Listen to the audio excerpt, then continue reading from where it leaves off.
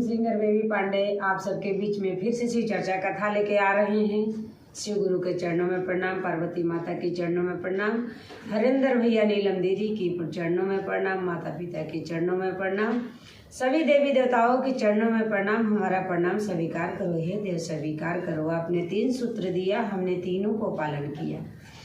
पहले में दया मांगना, दूसरे में चर्चा करना, तीसरे में 108 बार के नमन शिवाय प्रणाम करना। हे गुरु मेरा प्रणाम स्वीकार करो, स्वीकार करो। आइए सभी गुरु बहना के एक सुंदर सा कथा सुना रहे हैं और आप सब पूरा वीडियो सुनिए और कथा समझिए।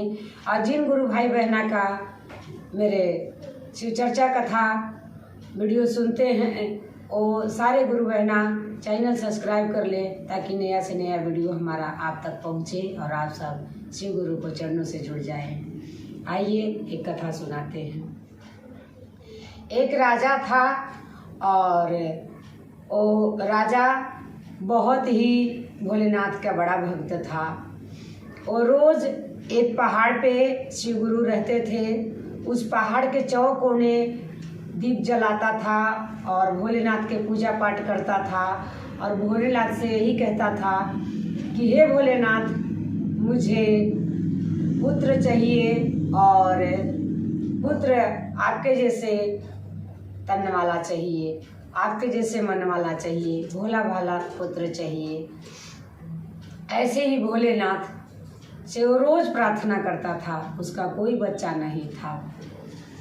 तो एक दिन का समय हुआ कि थोड़ा टाइम बाद रानी गर्भवती रह गई और जब रानी गर्भवती हो गई तो राजा के बहुत खुशी हुआ और वो भोलेनाथ के और ज़्यादा पूजा पाठ भजन भक्ति करने लग गया और उसके मन में ऐसे चलने लग गया कि भोलेनाथ का कृपा मेरे ऊपर हो गया। खूब सुंदर एक राजा का पुत्र हुआ, एक पुत्र हुआ। फिर थोड़ा टाइम बाद रानी गर्भवती हो गई, फिर एक और पुत्र हुआ। फिर थोड़े टाइम बाद रानी गर्भवती हो गई। ऐसे करते करते उनको 3 पुत्र हो गया। जब 3 पुत्र हो गया तो रानी चौथे बार गर्भवती हो गई। जब गर्भवती हो गई तो उनके जब बच्चा होने का टाइम हुआ और बच्चा हुआ तो केवल एक सांप का पोटली हुआ। तो जब सांप का पोटली हुआ तो रानी साहेब तब सोचने लग गई कि अगर गांव में कहेंगे कि हमारा सांप पैदा हुआ है तो सारे हमारे मजाक उड़ाएंगे कि तेरा पति भोलेनाथ का भक्त है और तुम्हें सांप पैदा हुआ। ऐसे सोच के और रानी उस बात के छुपा के रख ली और गांव नगर में भी और राजा साहेब से भी डगरीन और वो दोनों मिलकर सलाह किए कि हम राजा साहेब को और सभी गांव नगरी को बता देंगे कि हमारा बच्चा मरा हुआ था। फिर ऐसे कह के और डगरीन और वो दोनों मिलके और क्या किए कि कहें कि चलो ये भोलेनाथ के चरणों में छोड़ देते हैं।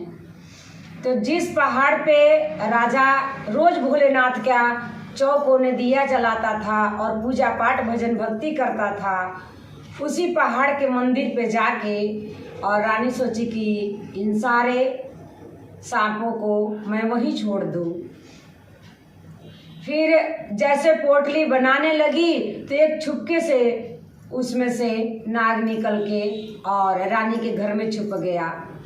रानी को इस बात का खबर नहीं लगा और जो पहले का दाई होती थी वो दाई और रानी साहिबा दोनों मिलके एक कलसे में बंद किए और बंद करके नाग को लेके चले गए और जाके शंकर जी से कहे कि हे शंकर जी, हमारे गलती को क्षमा करना। मैं तो अभी आपके मंदिर में भी नहीं आ सकते हैं और आपको छू भी नहीं सकते हैं, इसलिए हम मंदिर के पीछे आपके दिए हुए अमानत रख के जा रहे हैं और ये हमारे बच्चे को ख्याल आप करना। ऐसे कह के वो रानी भोलेनाथ पर उन बच्चे को सौंप दिया और सौंप के और रानी अपने घर चली आई। जब राजा साहब गांव नगर पूछे कि क्या हुआ तो रानी साहबा कही कि मरे हुए बच्चा हुआ था। डगरीन ने उसको ले जाके और तहतोप कर दिया। सारे गांव नगर को यही खबर लगा। फिर इसके बाद काफी टाइम हो गया। नागो दिन भर छुपा रहता था और जैसे रानी साहिबा जो नाग भोलेनाथ के पीछे छोड़ के आई थी, उन सारे नागों के लिए अपने दूध भर के कलसे में भी ले जाती थी और अपने जो दूध माँ का होता है वो दूध भी जाके धार वहीं देती थी कलसे में, और उन नागों ने उसी दूध को पी पी के और बढ़ रहे थे, पल रहे थे और भोलेनाथ उनको ख्याल रख रहे थे। और जब रानी साहिबा उधर दूध पिलाने जाती थी तो जो बाकी का दूध रहता था वो नाग निकल के दूध पी लेता था और वो तीनों राजकुमार के साथों में खेला करता था।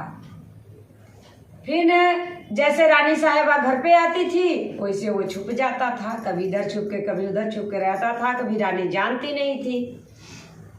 ऐसे करते करते करते करते काफ़ी टाइम निकल गया।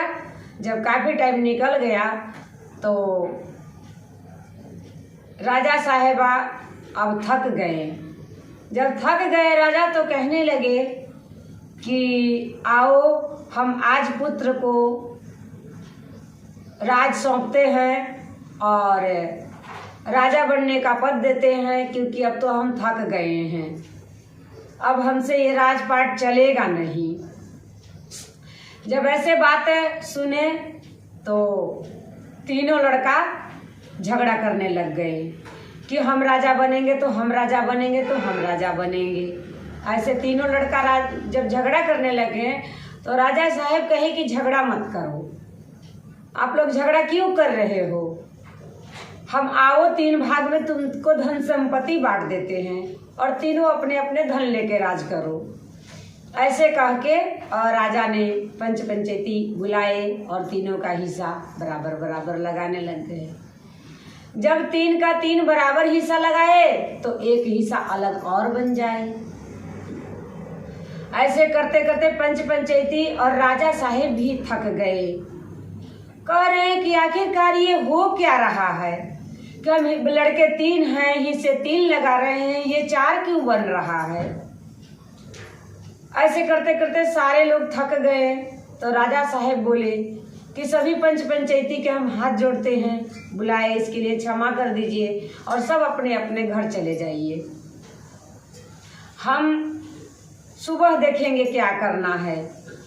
फिर जैसी सुबह हुआ तो राजा रानी मिलके दोनों फिर उसी काम को शुरू कर दिए। जब जिस चीज में 3 भाग लगा रहे हैं तो 4 भाग बन जा रहा है। तो रानी साहब हाथ जोड़ के बोली कि जो भी हो हमारे सामने आओ, कि हाँ हम मुझे हिस्सा चाहिए, आप क्यों मुझे परेशान कर रहे हो, हम परेशान हो गए हैं। इतने में वो नाग बाहर आया और आके कहने लग गया कि माँ मेरा हिस्सा भी चाहिए।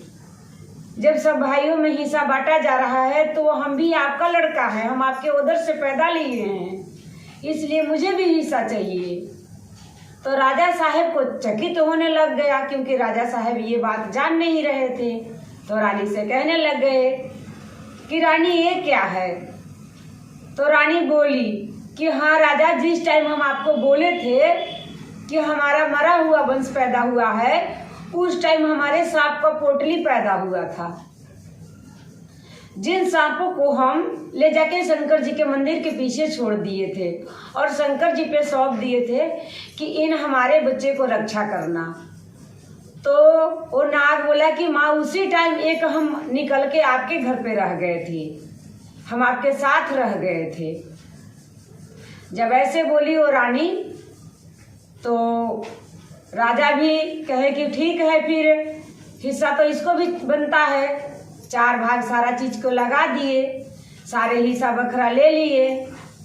तो राजा साहेब के 3 का 3 बेटा बोले कि हम माँ बाप को नहीं रखेंगे।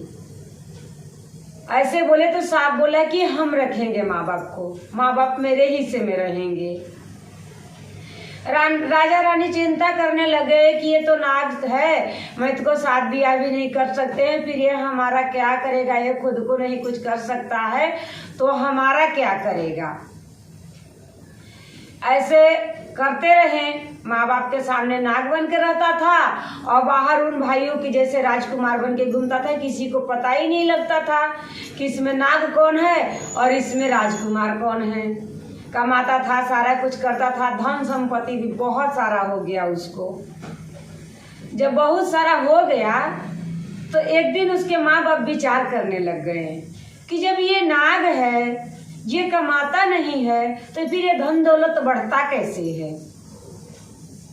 तो एक दिन उन माँ बाप ने उनके आगे रोने लग गए कि बेटा तुम खुद को जिंदगी तो संभाल नहीं सकते हो, तो मेरा जिंदगी क्या संभालोगे।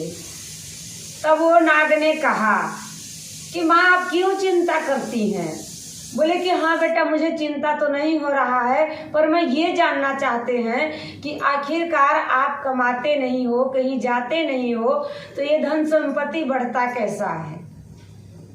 तब उसी टाइम भोलेनाथ प्रकट हो गए और प्रकट होके उस नागराज को कहें कि आप असली रूप में अपने माँ बाप के सामने आओ। तो वो खूब सुंदर सा राजकुमार और सिर में जटा, लीलार पे चंद्रमा, तीसरा नेत्र बना हुआ सुंदर सा राजकुमार हो गया। तो राजा साहब कहने लगे कि भोलेनाथ ये आपका कैसा खेला है। तो भोलेनाथ समझाए कि तुम ही तो बोला था कि मुझे धन चाहिए, पुत्र चाहिए और आपके जैसे तन चाहिए, तो फिर हम अपने जैसे तुमको पुत्र दे दिए। ये मेरा वरदान पुत्र है तुम्हारा।